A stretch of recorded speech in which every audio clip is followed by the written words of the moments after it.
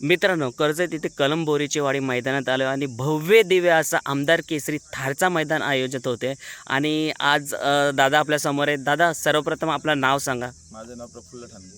दादा, हा मैदान कोणाच्या नावाने भरलं जातं? हा मैदान कार्यसम्राट आमदार महेंद्र शेठ थोरवे यांच्या वाढदिवसानिमित्त भव्य दिव्य असं मैदान, या मैदानाची संकल्पना त्यांचे मोठे बंधू मनोहरदादा थोरवे यांच्या संकल्पनेतून आणि आयोजक म्हणून आपल्याला नरेंद्र शेठ गोमारे, नितीन शेठ बडेकर आणि अजित शेठ जाधव यांच्या माध्यमातून हा मैदान आणि व्यवस्थापन कमिटी म्हणजे आम्हीची कमिटी असेल, व्यवस्थापन करणारी नंदूची कलम कमिटी असेल पूर्ण, त्यानंतर सरदार शेठ असेल, आकाश शेठ असेल, गणेश शेठ साडा असेल आणि मी स्वतः असेल, आमच्या व्यवस्थापन कमिटीच्या माध्यमातून हा मैदान संपन्न होणार आहे. दादा बघा, आता वाजल्यात कमीत कमी 6:30 वाजल्यात, आपण पाहू शकता. आणि किती वाजता हा मैदान सुरू होणार आहे? मैदान हा 8 वाजता पहिला झेंडा पडणार, म्हणजे पडणार पहिला गट 8 वाजता सुटणार आहे. त्याच्यामुळं आता जर तुम्ही लगेच अपलोड केली तर गाडा मालकाने विनंती, लवकरात लवकर तुम्ही गाड्या मैदानात येऊन आयोजकांना सहकार्य करा, कारण मैदान हा सूर्याच्या साक्षीने आपल्याला पूर्ण करायचे.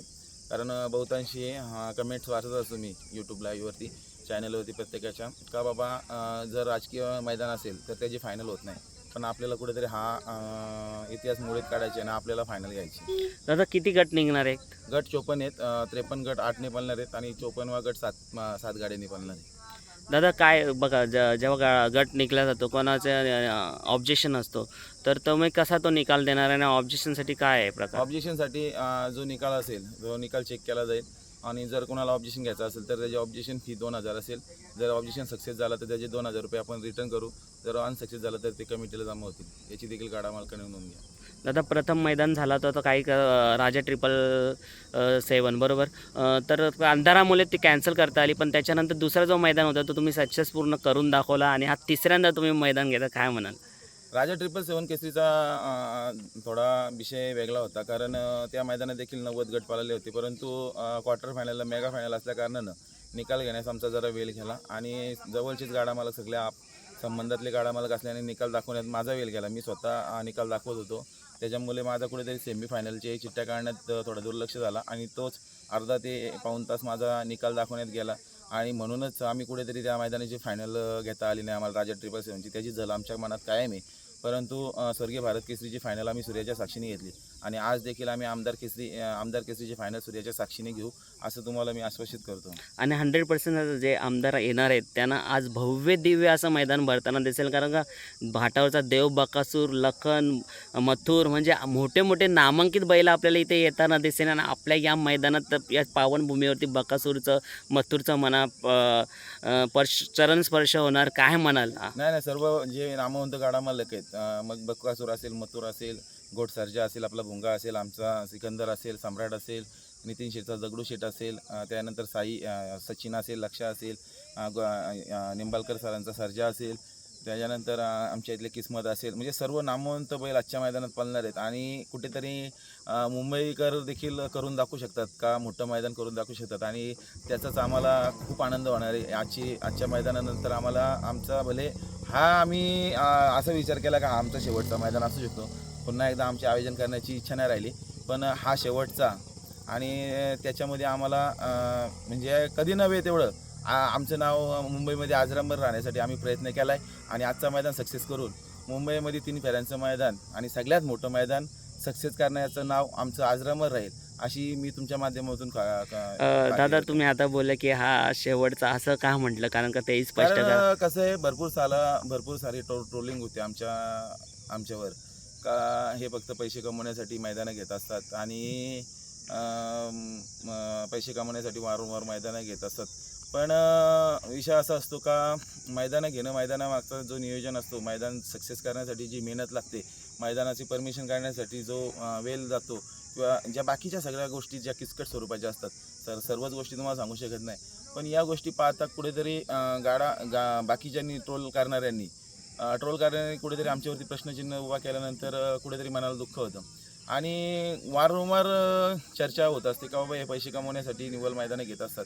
माझं मत एक का बाबा हा बैलगाडी क्षेत्र हा शेतकऱ्याची कुठेतरी परंपरा जपण्याचा प्रयत्न असतो आणि कुठेतरी आपण देखील मुंबईमध्ये असं एक प्लॅटफॉर्म तयार करतो का बाबा कुठल्या तरी छोटे गाडा मला एखाद्याचा नंदी अचानक उजाड्यात येतो आणि त्याला कुठेतरी चांगल्या स्वरूपात रकमेची किंमत मिळते, पण सगळ्याच गोष्टी जरी आम्ही नियोजन केलं नाही, समजा आम्ही किंवा मैदानाचं आयोजन केलं नाही, तरी दुसरा कोणीतरी करणारच आहे आणि दुसरा कोणीतरी करणारच आहे.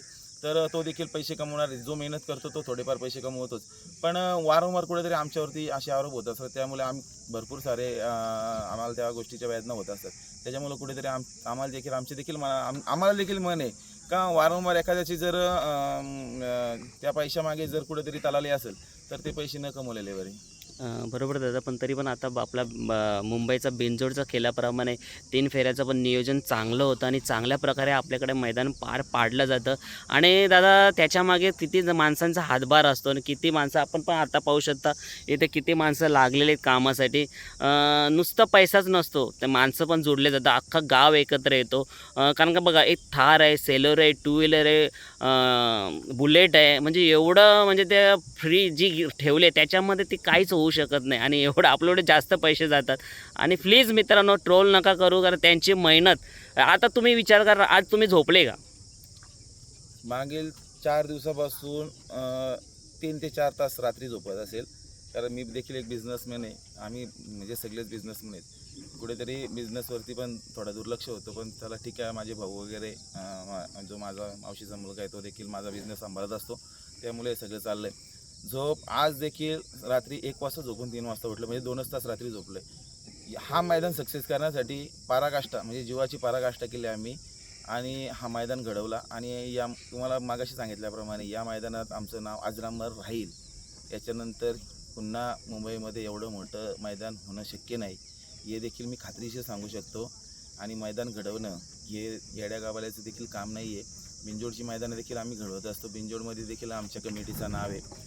आणि कसं असतो का प्रत्येक मैदानात आम्ही हजर असतो. कर्जतमधील असेल किंवा इतर ठिकाणी देखील आम्ही मदत करत असतो. पण बाकीच्या सर्व गोष्टी बघता या गोष्टीचा खूप आता मानसिक त्रास व्हायला लागला आहे. आणि कुठेतरी आमच्या देखील मनाला वाटते का बाबा जर असं जर काय असेल तर नियोजन न केलेलं बरं. दादा बघता 54 गट आहे. आता जाता शेवटचे 2 प्रश्न की अंधाराच्या आत, म्हणजे मला वाटतं 54 गट आहे म्हणजे 5पर्यंत तरी फायनल निघायला पाहिजे. 100% 5पर्यंत फायनल करणार आम्ही. आणि तुमच्या माध्यमातून गाडा मालकांना सांगतो, आम्ही सक्सेसफुल आयोजक आहेत आणि सक्सेसफुलच करणार.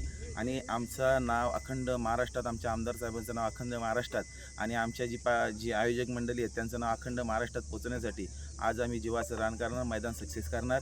फक्त गाडा मालकांनी तेवढं सहकार्य करा, एवढंच मी गाडा मालकांकडून अपेक्षा आहे. आणि हीच आमदार साहेबांना वाढदिवसाची भेट असेल असं मला वाटते. आणि नक्कीच सर्व प्रेक्षक आणि बैलगाडा मला प्रतिसाद देतील आणि सक्सेसफुल पूर्ण होणार.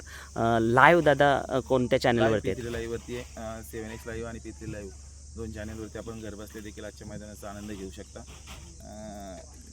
समोरच्या प्रेक्षकांना देखील विनंती असेल तुमच्या माध्यमातून भरपूर सारे नामवंत टॉप स्पीडची बैल आजच्या मैदानात उपलब्ध आहेत आणि पळण्यासाठी सज्ज आहेत. त्याच्यामुळे समोरचे जे प्रेक्षक उभे राहणार त्यांना विनंती असेल का आपण आपल्या जीवाचा हे करा, आपला घरी कोणतरी वाट बघतंय हे एकच डोक्यात ठेवा. कारण आम्ही जर एखादा ॲक्सिडेंट झाला तर त्याला फक्त हॉस्पिटलपर्यंत पोहोचवण्याचं आम्ही काम करू, त्याच्या पुढचा खर्च तुम्हाला करायचे.